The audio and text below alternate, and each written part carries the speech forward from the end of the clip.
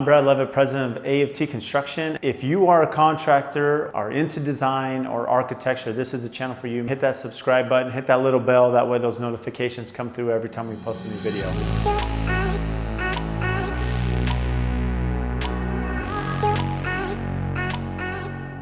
You ready? Yeah, go. Okay. Okay. Yeah, we're just gonna have some B-roll of that. Oh man, you're killing me. Put me to sleep, just kidding. So Metal Construction Group had a great question for us. They said, how long until you really started to see an increase in your customer base, and what was key to that?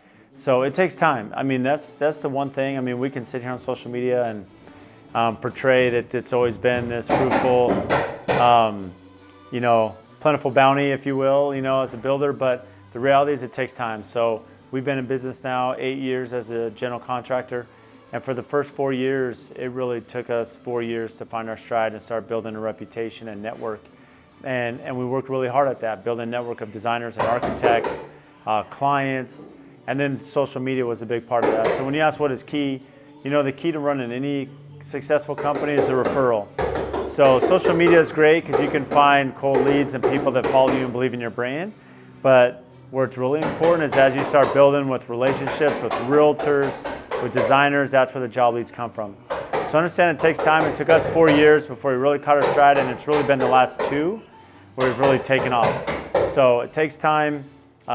Be committed, work hard, and build that network, because that's what's really helped us as, we've had new jobs, realtors will refer us on projects, as we've taken great care of their clients. So continue to build that base. Dan, who's a good friend of mine, although I say good friend, and now that I'm looking, I don't think I've ever asked him how he pronounces his company. Is it Devol Builders or Devol? Dan, bear with me there. I'll have to ask you that offline, but you had some great questions. You were asking about scope of work, and the question from Dan was, how do you determine the scope of work for a project? Is that something the architect's determining, the designer, you as the builder? How's that portrayed to the customer? And then how's that tracked as things are changing? So one of our philosophies as a builder is we're always going to have a designer and architect on every project, which is important. So designer and architect are key because they're doing a lot of the specifications for the finishes and for the building construction. As far as the scope of work goes, that's on us as the builder. So our protocol will take 2 weeks. When we have the design book and the set of plans, we take 2 weeks and we'll put together the entire scope for the project, and that's all documented. So we're doing all the takeoffs on Bluebeam, all the quantities, and then writing all that scope of work in a massive document. And then that gets sent out to the subcontractors, that gets sent out to the customers, so we're clearing our pricing, clearing our scope, and then we use that for our contracts. So that's how we start. It gives us a good base, and then now as we're going through bidding and hard bidding, and we're getting bids, it's really easy to cross-reference the bids from our suppliers to the scope of work that we've created. By creating the scope of work, we know the project, we know every detail. So that really gives us an upper hand as we start construction. Then as the project goes forward, when there's change orders, which there always are, or changes to the plans, or maybe things that don't line up as they should have, it's easy to have oversight at the front end. Then we take all that information, we update it with change orders and update our documents. So it's always a working live doc of scope of work throughout the entire project. That way, come the end, we know that everything lines up with our designer, architect, and the actual construction plans. So one of the questions from a Motto 30A design build was, do we do any projects on wooden piles? And we don't. Unfortunately, I can't answer that question as far as the structural components to build on wood piling. Our projects are typically slab on grade. We don't have crawl spaces under our homes. So we do basement homes on occasion, depending on hillside, or if it's in farmland where the ground's a little bit softer. One thing to keep in mind is that in Arizona, we don't have a frost line as other parts of the country. So we're not digging down, 4 feet under your grade to get all of your plumbing and everything to that depth where it's not going to freeze in the winter. So in those areas of the country where you're already digging down, it's not a much more of an expense to dig down farther to do a basement home. Whereas in Phoenix, it's a warm climate, it's dry climate, we're not digging down that far.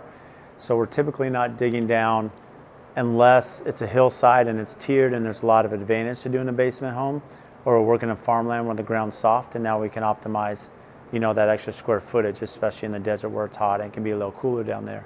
So We don't do much on wood piling. We don't do much crawl spaces at all. In fact, I haven't worked on any. In San Diego, where I grew up, that was common, but not here. And if you watch our videos, you'll see a lot of the detailing how we do our slab on grade or our ICF construction or stems. We do a lot of post tension as well, which is a little bit different to other parts of the country. And the reason we do that is because of the expansive soil here in town. So one of the questions from Garrett Neal, who's I think trolling his brother that works for us, Spencer now. Spencer is one of our project managers, and I've been fortunate to know Spencer for 16 years now. He and I actually went to college together, fellow alumni, so we're in school together and have worked together over the years, and was fortunate to bring him on into the AFT family here at the beginning of this year of 2020 in January. He's known as the Hobbit, so he walks with the nickname. That's his name on social media. Has always been known as the Hobbit, and his brother asked the benefit of hiring a Hobbit. And the real important thing is having a Hobbit such as Spencer. He's an incredible resource. He's great at bringing in Blue Beam, that training to our team. He's done a phenomenal job training, understanding how to do takeoffs. He's really good at that, so we're grateful to have him. We don't make him crawl under houses, or in underground ducts. He's actually fairly tall, so great question, Garrett. Stephen J. from Minnesota had a really good question. He said, how do you keep your morale high as a company when times are low? What are our core values, and then how do you find good subcontractor base? So all these are really good questions, and the one thing when you're looking at, in all the studies I've done of successful companies, entrepreneurs, the one common theme is that most entrepreneurs that are very successful are very positive. We all understand when you're running a company, especially in construction, it's a very tough field. It's a very tough career choice. And even an entrepreneur, there's the highs and lows that typically change every 5 minutes of the day.